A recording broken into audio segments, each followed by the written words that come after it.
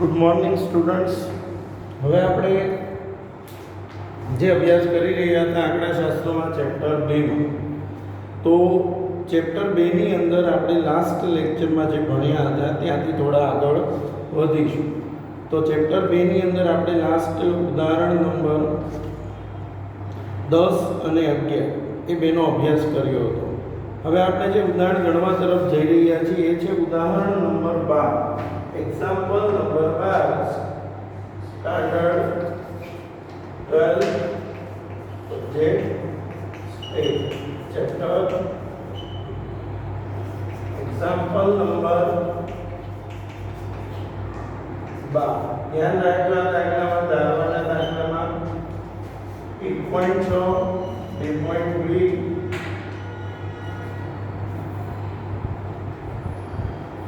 1.9, 2.0, 2.3, 1.7, 3.4, 1.8 અને 2.1. ત્યાર વાયમાં 4500, 5500, 6600, 6000, 6200, 6100, 4900, 5900, 5000 અને 6700. સૌપ્રથમ જે શીખેલા એ પ્રમાણે ટોટલ કરીશું. તો x નું ટોટલ થાય છે 18 અને y નું ટોટલ જે છે થાય છે 50500. શું શોધવાનું? x બાર અને y બાર. x બાર sigma x upon n 18 upon 1 2 3 4 5 6 7 8 અને 9 2 y bar sigma y upon n 50500 sigma 9 કેલ્ક્યુલેટરમાં ભાગાકાર કરીશું. તેનો જવાબ આવે છે 56. હવે સમજો, આ બધામાં પોઈન્ટ પછી એક સંખ્યા છે.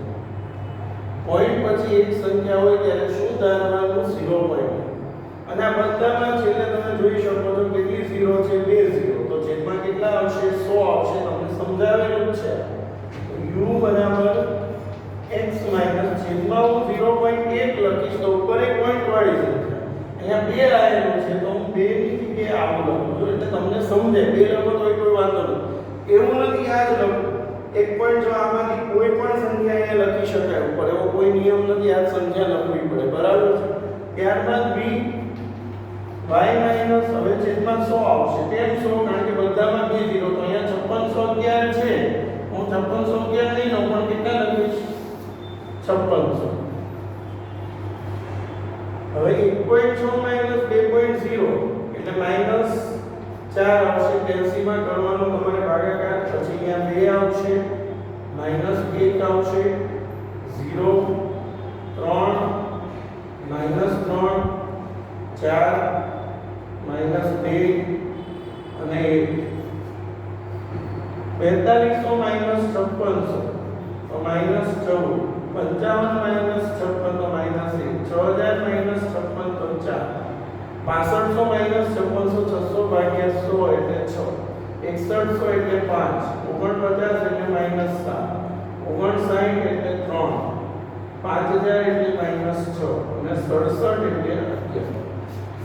ટોટલ આવશે 2 ને 3 5 ને 4 9 ને 1 10 માઈનસ 2 ને 3 5 ને 6 ને 4 10 0 બરાબર 4 ને 6 10 ને 5 15 ને 3 18 ને 11 29 માઈનસ 14 ને 15 ને 7 22 ને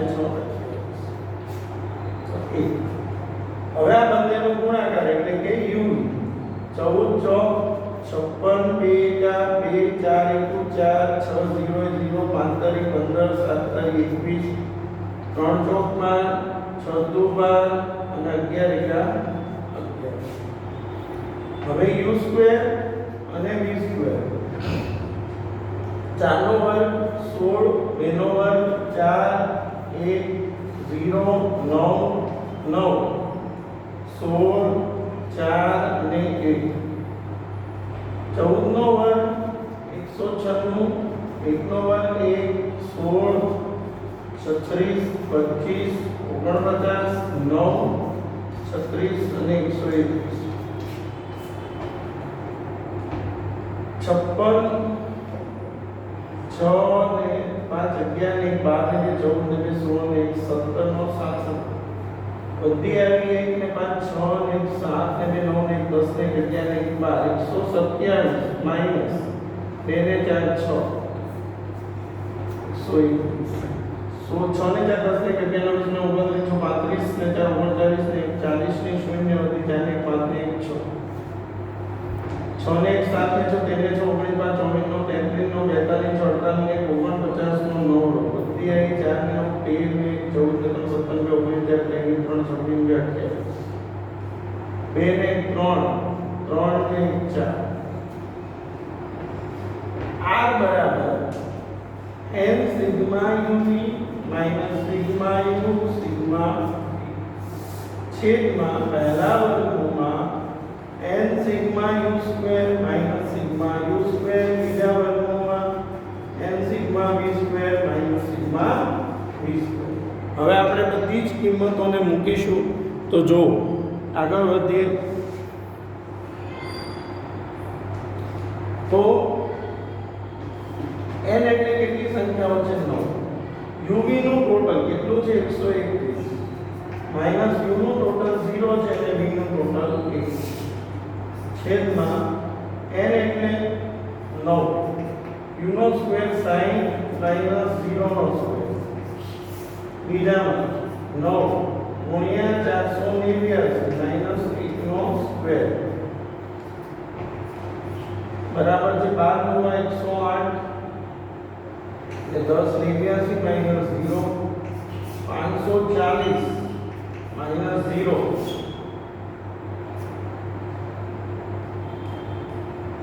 81 1 વધી 8 9 72 8 80 ની 0 વધી 8 9 4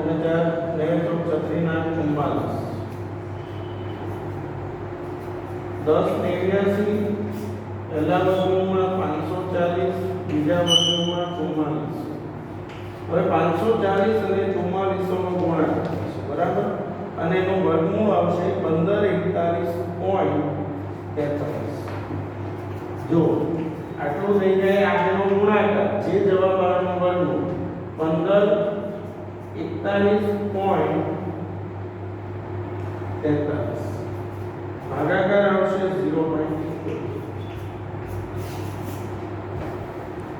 આ થયું તમારું ઉદાહરણ નંબર 12 બરાબર છે. હવે જો આપણે આ ઉદાહરણ 12 પૂરું થયું એટલે અહીંયા જોવા જઈએ તો જે મોટા દાખલાની રીતો છે 2.2 તમને મેં હોમવર્કમાં આપેલું છે બરાબર છે. એમાં જે બાકીના દાખલા છે આજે હોમવર્કમાં આપવાના જે નહીં આવડે એવું તમને કરાવી શકું છું બરાબર. હવે આપણે જે દાખલા છે ઉદાહરણ નંબર 13 પહેલા કરીએ છીએ. તો ચલો ઉદાહરણ નંબર 13.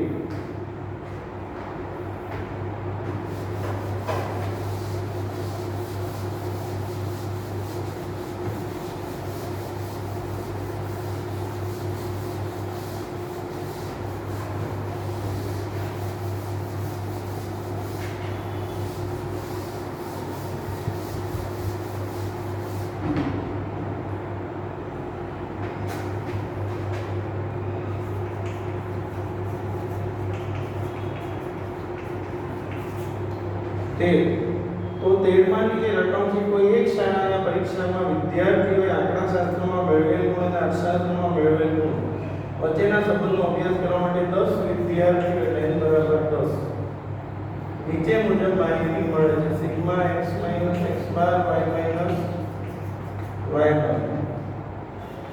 120 x x બાર નો વર્ગ 80 y માઈનસ y બાર નો વર્ગ 500.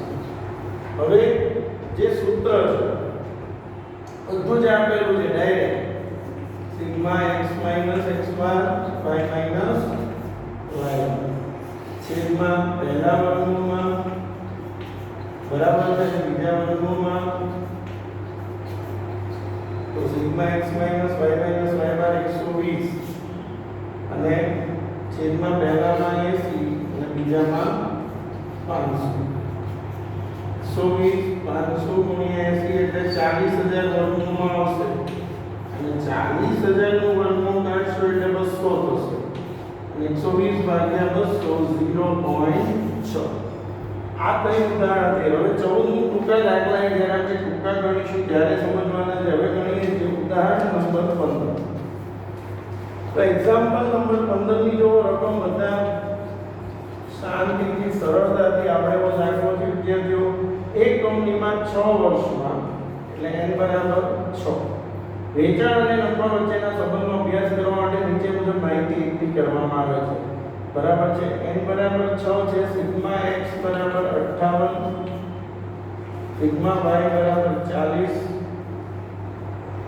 સિગ્મા xy બરાબર 431 સિગ્મા x સ્ક્વેર બરાબર 606 સિગ્મા y સ્ક્વેર બરાબર 316 હવે x અને y વચ્ચેનો સહસંબંધ રાખશો તો બધું જ આપેલું છે આપણે ડાયરેક્ટ સૂત્ર જ મૂકવાનું છે n sigma x y sigma x sigma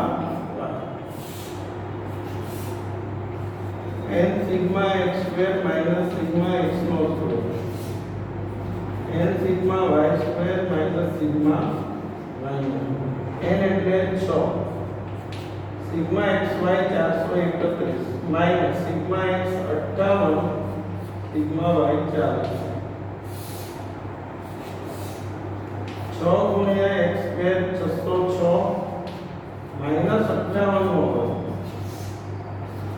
6 ગુણ્યા 316 માઈનસ 40 નો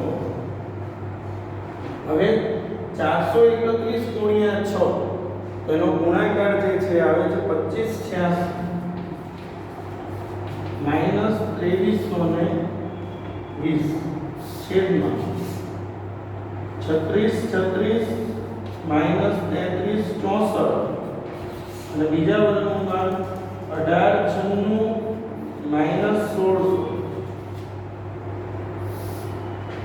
2586 માંથી 2320 માઈનસ કરો એટલે 266 પહેલા વર્ગમૂળમાં 272 અને બીજામાં 296 હવે આ બંનેનો ગુણાકાર થશે અને જે આવશે એનું વર્ગમૂળ તો 283.75 તો ભાગાકાર આવશે 0.9375 r બરાબર 0.94 બરાબર છે એટલે આ અહીંયા ગયું ઉદાહરણ નંબર 15 હવે જો 2.2 માં આપણે પહેલો બીજો ત્રીજો ચોથો પાંચમો છઠ્ઠો 7 8 9 10 11 આ 11 દાખલા ગણવાના છે અને જેને જે દાખલો ના આવડે એ વિડિયોમાં નીચે લખજો કે સર આ દાખલો સમજાતો નથી કે નથી આવડતો તો હું એ દાખલાનો સ્પેશિયલ વિડિયો બનાવીને મૂકી દઈશ પણ બધાએ આ દાખલાઓની પ્રેક્ટિસ કરવાની છે 11 માં ઉદાહરણ દાખલા નંબર 11 પછી તમારે ગણવાનો છે દાખલા નંબર 14 બાકી જે ત્રણ રહે છે એ ટૂંકા દાખલા છે જે છેલ્લો જે ટૂંકા દાખલાનો વિડિયો છે એમાં આપણે ગણીશું બરાબર છે હવે આપણે જે શરૂઆત કરવા જઈ રહ્યા છીએ એ છે સ્પીયરમેનની ક્રમાંક સહસંબંધાંકની રીત સ્પીયરમેનની ક્રમાંક સહસંબંધાંકની રીત હવે આ રીત શું છે એ પહેલા સમજૂતી હું તમને થોડી આપી દઉં જો જે સ્પીયરમેનની ક્રમાંક સહસંબંધાંકની રીત છે એમાં શું હોય એ રીત અને આ રીતમાં શું ફેર છે જો સ્પીયરમેનની જે ક્રમાંક સહસંબંધાંકની રીત છે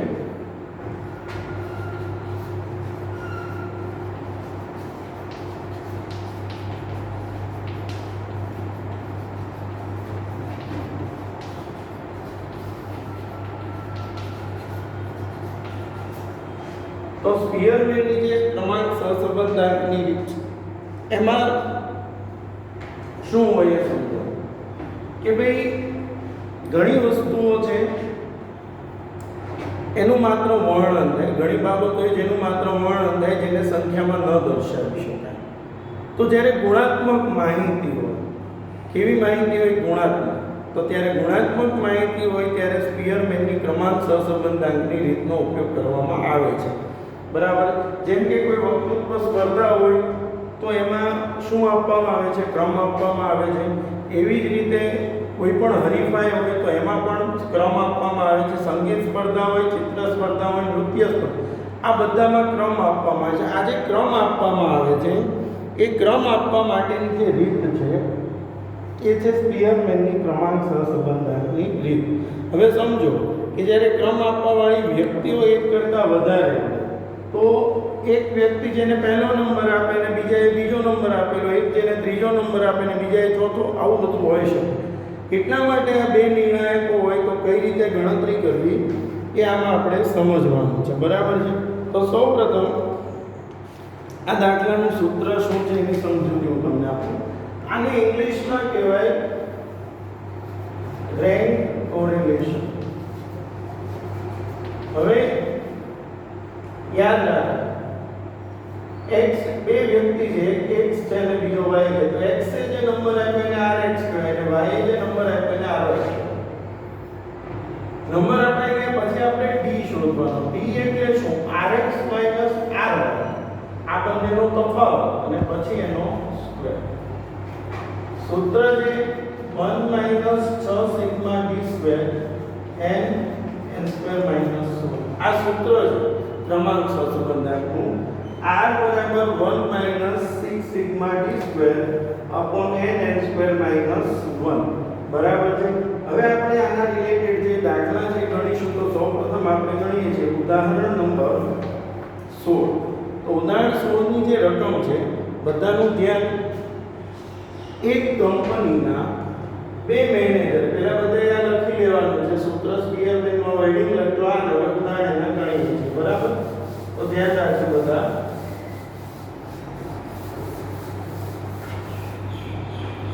એક કંપનીના બે મેનેજરે તેમની કંપનીમાં નોકરી કરતા વ્યક્તિઓમાંથી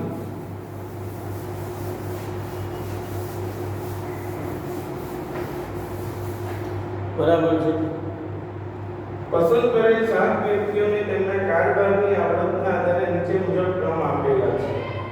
મેં વ્યક્તિઓ પહેલા જે આપ્યા છે આપણે ગણીએ છીએ. એક્ઝામ્પલ 16. તો પહેલા છે વ્યક્તિ A B C D E F G. એ આપેલ ક્રમ એક અને બીજે આપેલ ક્રમ છે એના માટે rx અને ry, rank given by x and ring given by y. 6 7 5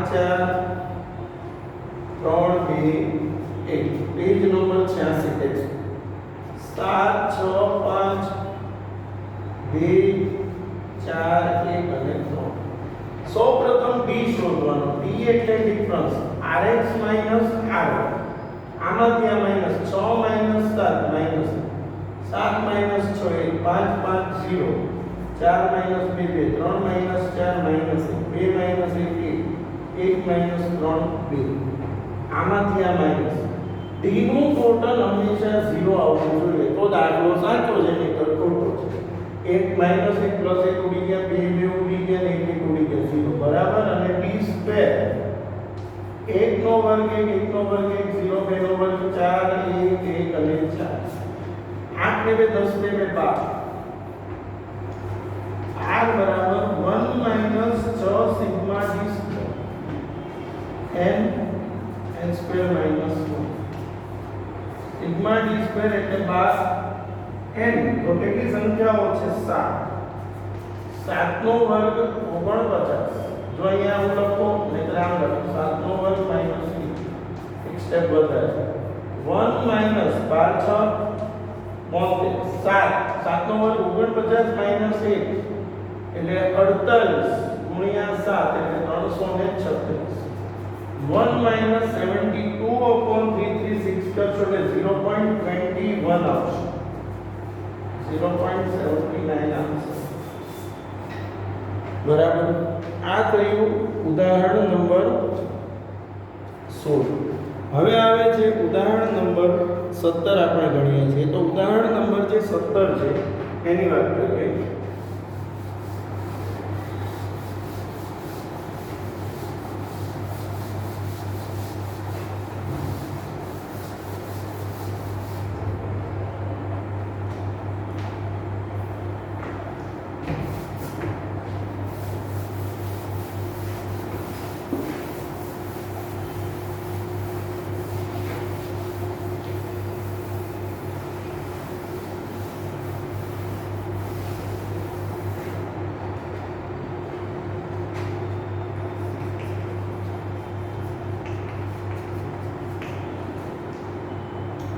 જો મોબાઈલ ફોન ABCD અને જે સુધી છે